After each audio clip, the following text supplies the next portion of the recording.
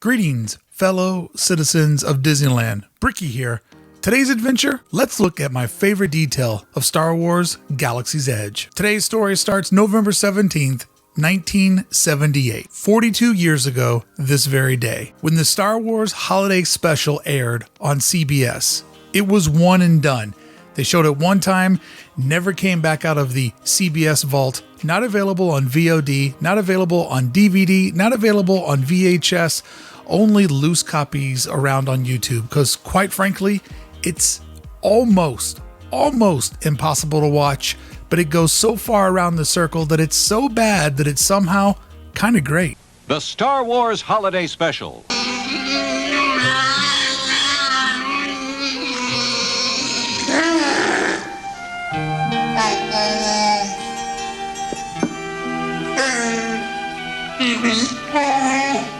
The Star Wars Holiday Special. And so on this very day in 1978, for the first time ever, us here on planet Earth celebrated Life Day, which is like Wookiee Christmas. Last year, a very organic Life Day celebration erupted in Star Wars Galaxy's Edge. It was an event not put together by Disney, it was made by fans for fans. YouTuber Adam the Woo, who has an amazing channel, was there doing one of his daily woos, and all of a sudden I feel as if Adam realized that he stepped into something truly amazing, and you could see Adam the vlogger step back and become Adam the documenter. Go over to his channel, make sure you watch this video. If you're a Star Wars fan, if you're a Disneyland fan, if you're a Galaxy's Edge fan, this shows the power of this new land and what it does when it's put into fans' hands to take over this beautiful canvas the Disney Imagineering gave to us all.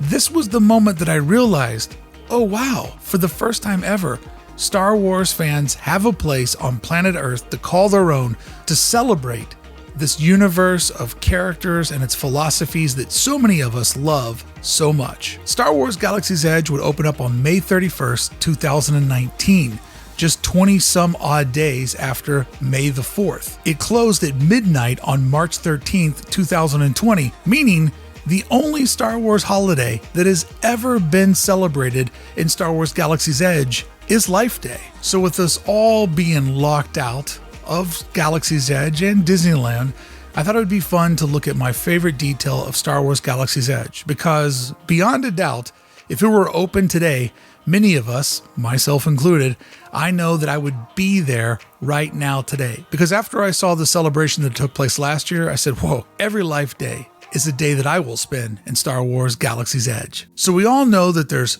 3 movies in a trilogy, and we all know that there's 3 acts to a story. And now we all know there's 3 parts to our Star Wars story. Star Wars Galaxy's Edge, just like the body of work that it's embodied after, is broken up into 3 acts or 3 different stories. This is by no means an accident. This is Disneyland Imagineering doing what they do better than anyone else perfectly. Our first land is the area that is settled by the Resistance. New to town, they're going to make some moves. They're not there for long. Everything's pretty temporary. On the far side of town, we have the First Order. They got a little bit more money, but a whole lot more attitude. They're there and they mean no good for any of us. But my favorite part of the land is the piece in the middle, the actual Black Spire Outpost, where the civilians, where the innocent people live. And maybe not so innocent, because a lot of them are thieves and scoundrels that have purposely gone on the very edge of the galaxy to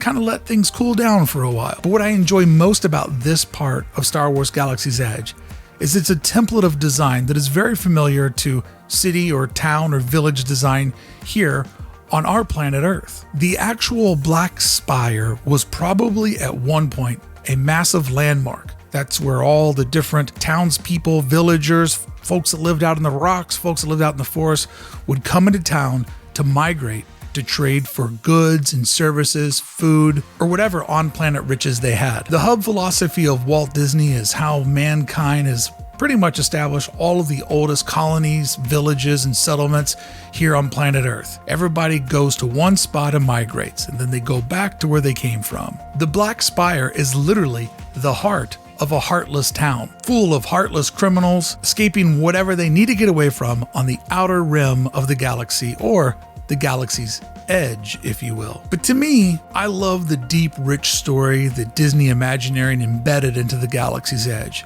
So my suggestion to you is next time you're lucky enough to get into the Galaxy's Edge, whether it be in Orlando or here in Anaheim, there's a little something for you to dig up. The next time that you visit Dock Ondoors, you'll notice the actual Black Spire that the town is named after, the Black Spire Outpost. Pay attention to this black, but yet acid-washed, petrified perfection. It appears to be older than the town. It has just sort of a death and decay to it that says it's been there for quite some time, almost as if this is where everybody came to migrate, and then the township developed around this landmark. And if you think about this from a design perspective, building a landmark that then feels as if the city is designed around, that's some pretty deep thinking and intellectual theme park design, if you think it's a theme park. But when you see this black chunk of almost coal that seems to be as dead as Kylo Ren's stare, wrapped inside of this Black Spire is a gift. It's a living tree. It really is. It's alive. It's a real tree planted inside of the Black Spire. And to me, this tree symbolizes that life can always find a way to push through, regardless of the obstacles that surround it. And faith is always accessible for those that are willing to pursue. Inside the Black Spire, you'll find a gift planted there for you. Its official title, the Hope Tree, symbolizing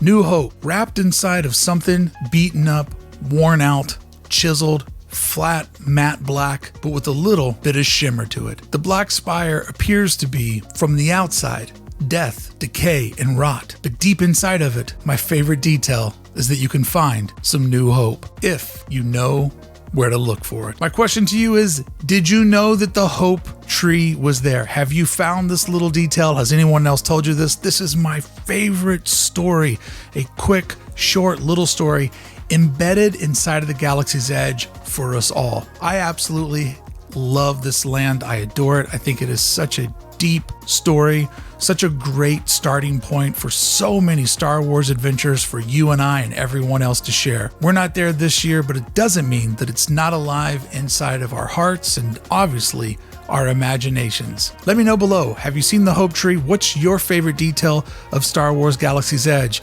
And while you're there, give this video a thumbs up and subscribe, follow along with the channel so we can hang out and look at all the fun details of Galaxy's Edge and the rest of Disneyland.